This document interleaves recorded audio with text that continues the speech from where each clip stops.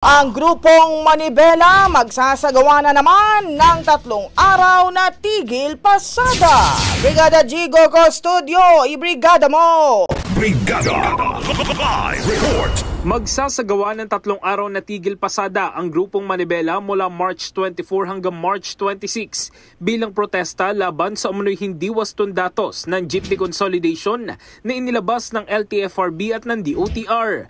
Ayon kay Manibela Chairman Mar Valbuena, malaki ang diferensya sa ulat ng LTFRB at ng bagong DOTR Secretary na si Vince Dizon. Ayon sa naunang datos ng LTFRB at ng dating administrasyon ng DOTR, 86% ng ng pampublikong sasakyan na sumailalim sa consolidation.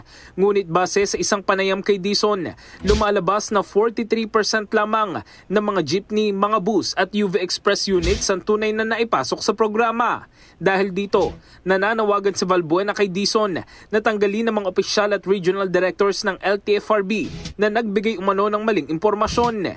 Hiniling din ng grupo ang isang dialogo sa DOTR ngunit wala pa silang natatanggap na tugon.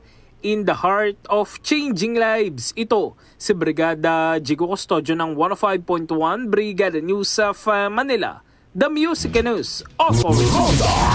Brigada! Ang bahaging ito ay hatid sa atin ng PowerCell Soya Coffee. Masarap araw-arawin.